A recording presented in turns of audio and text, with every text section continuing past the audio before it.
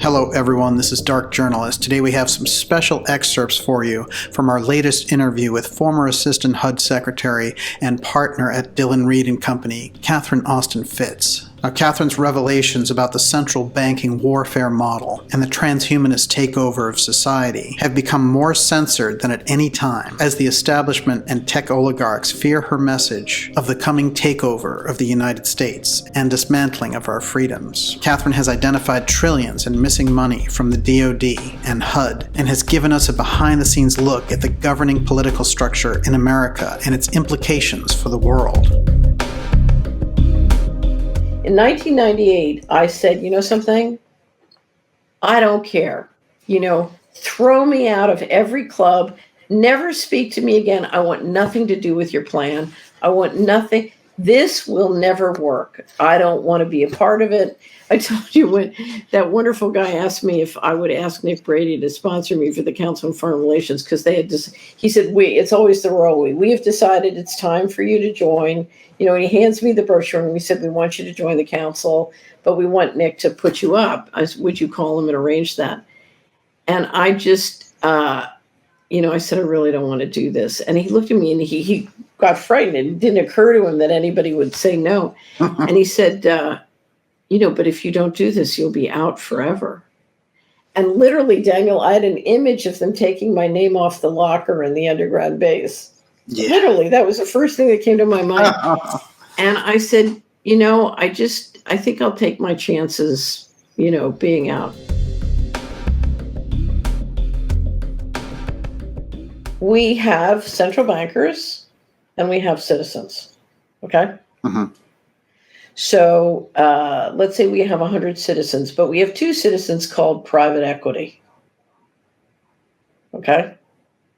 We can make up names called BlackRock and Carlyle. Okay. Yep. And so the central bankers print money out of thin air, $3 trillion. And they say to their friends, here's the $3 trillion, go buy up all the assets. And their friends say, well, that could be very inflating. What should we do? How can we knock the prices down and make sure, that doesn't set off hyperinflation? And the central bankers say, well, how about if we just shut down the whole Main Street economy, because then you can pick everything up cheap. They can't compete against you. So you can pick everything up for a much lower price, and then they won't kick. And that'll be so deflating that it'll offset the hyperinflation we create by printing this money. Okay, so he shuts down more economies, destroys more families, kills more people, right? He's a death killer, right? And that's how the game plays. So now they've got $3 trillion, and what are they going to buy? They're going to buy everything. Right? So they buy houses, they buy real estate, because you want to institute the smart grid, right? Uh-huh. And so you got to re-engineer all the systems. But more importantly, once the smart grid's in place and you bring in all sorts of new technology, including lowering the energy prices, the way you make money on that new technology is by the real estate going up in value, right? Right. And so it's really cheap, particularly if you can get the price low and buy it with money that's printed for free. It's like free. Amazing. Remember the old game shows? Did you ever see the old game shows where they give women a shopping cart and they can get for free everything they can put in their shopping cart for 5 minutes? And the one who wins is the one who can put the most money, the most stuff in their shopping cart. So these women start running around the store like crazy, just throwing things in the basket. It's ridiculous looking. Yes. They make complete fools of themselves, but they get as much as they can get. That's what's going on. Wow. Except this time it's the central bankers printing so the women can run around and, shop essentially for free.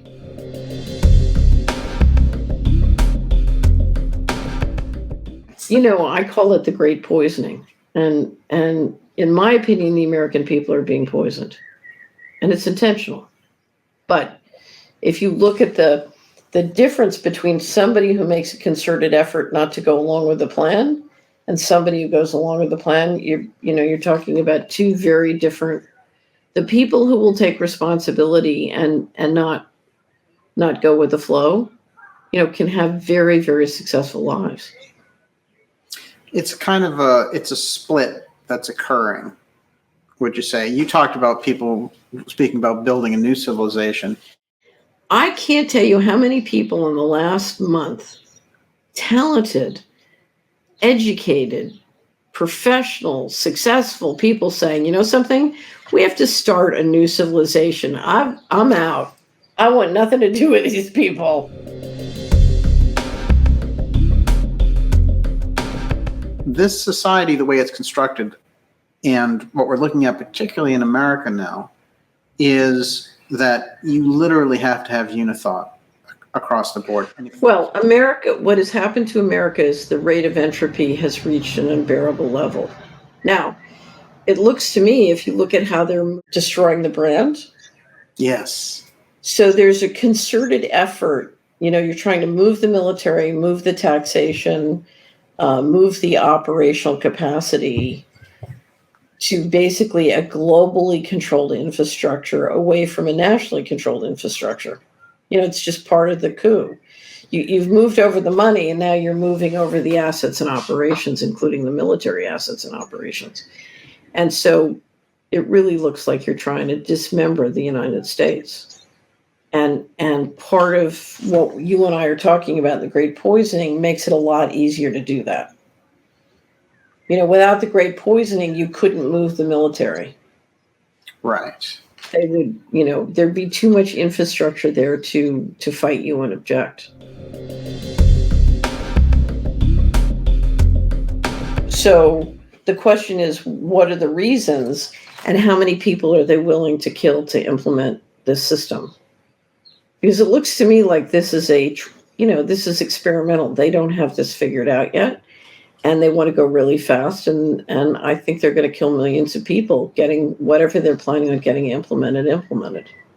You mentioned that in the report about Cuomo and Powell, and you said, you know, I can see someone like Cuomo doing this after what he did with the nursing homes in New York City. But Powell, it was a little harder to understand because you have some knowledge of him personally. So I don't know Powell. He was at Dillon Read when I was there.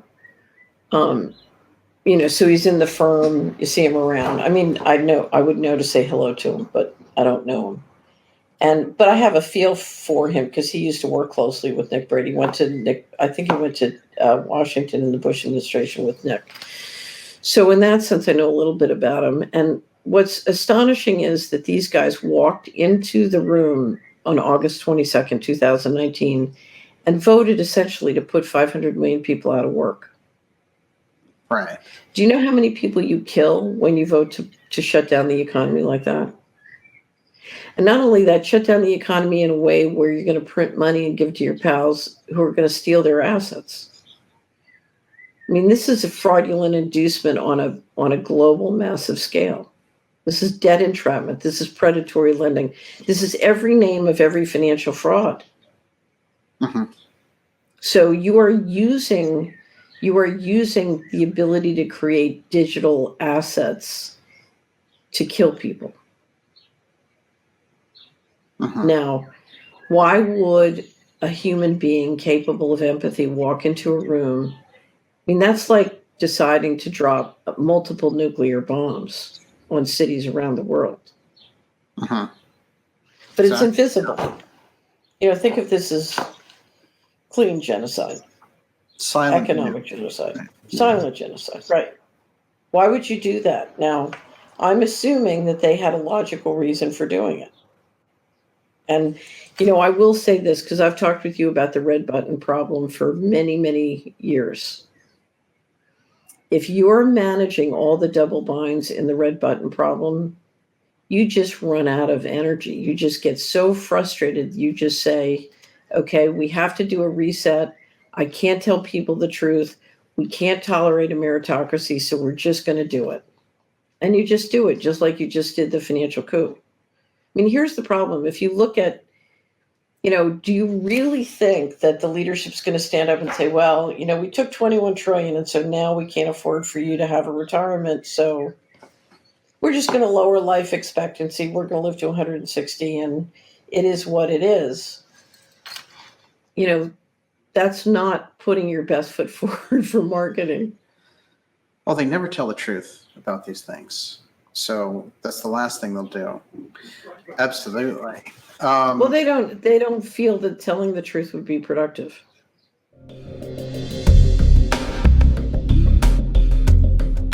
Entrainment causes you to feel pleasure and open, and then the subliminal message comes in. It gets you to resonate things. You know, one of the ways we discern whether something's true or not is, does it resonate? And it gets you to falsely resonate. You know, it tricks you into resonating for something you would never resonate with if you didn't have that resonation sensation.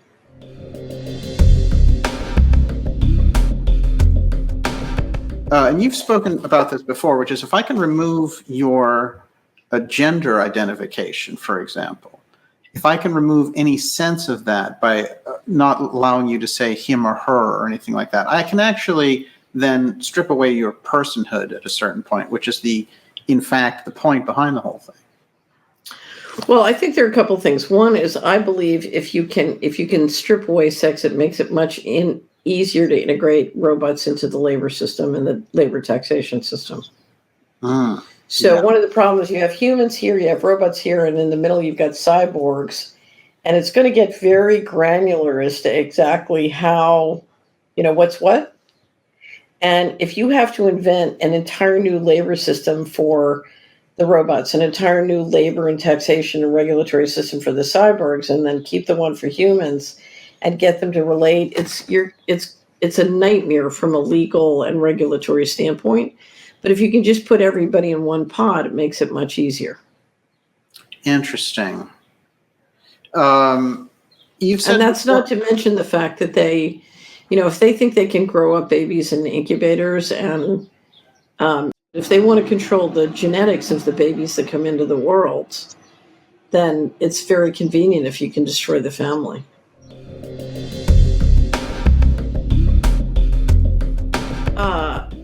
As said, if you look at the economics, there has to be a reset for a variety of reasons, both related to, the current model can't keep working the way it's going. It's not sustainable. And the problem with converting the model is the danger is if you use any kind of systems that have meritocracy, then the people currently in control can't guarantee they can stay in control through the reset. Right. Okay. Now, the question is, they now believe, as Sean Parker has explained, they now believe they're all going to live to 160. And if everybody lives to 160, that's a real resource issue. Yes. Right. So, and if you're going to live to 160, you don't want everybody else who's not going to have access to that wealth or technology sitting around and noticing that they're dying at 78 and you're living to 106. So I think the way to stay in control and live to 160, but make sure everybody else can, is complete control. And there's no doubt that reducing lots of people in the West to poverty is very deflating and offsets your hyperinflating cash burning. Okay. Right. So for a variety of reasons, I think they've decided to go to complete control. But if you're going to go to complete control, then the question is, if you do want the human race to continue, exactly who's going to be born and how is that supposed to work? Right. In other words, if you can de-sex men and women and then separate the birthing from the male and female in the family and start growing kids in incubators, it's a very different world. So there's something wrong here.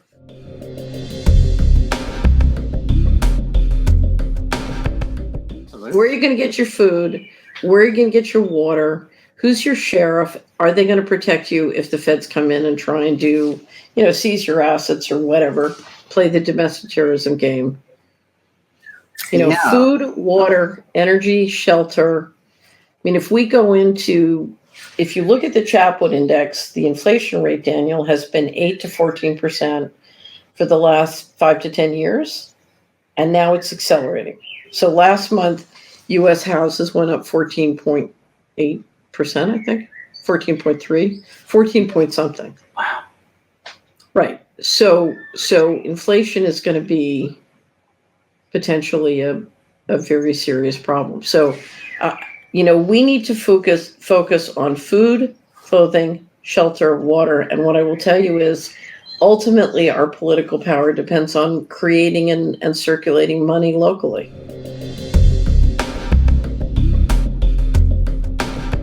And just start using all cash on Friday. Just make a commitment. And if something happens and you can't use cash, let's say you have to buy something for $20 and it's digital, just make a note of that. And then on Monday or Sunday, do $20 cash to offset, make it up. Right. So across the board, if you're spending money on a Friday, use cash. And that's Right. part of sort of causing a wave there, which is Right. bringing the power of the cash back and avoiding this digital currency system. And teaching the local small businesses and the local banks and credit unions that they're going to get squeezed out if we go to an all digital system. So they have, all the small banks and credit unions, all the small business have an incredible interest in seeing a healthy cash system. Incredible information from a former government insider and financial expert who has decided to share that information with us here. You can find more of this important interview by joining our newsletter at darkjournalist.com. Catherine's work is available at solari.com. This is crucial information at a perilous time in our history. Let's get around the censorship of the tech oligarchs and build a new world in the face of tyranny. Together we can. See you Friday at 8 p.m. with the X Series.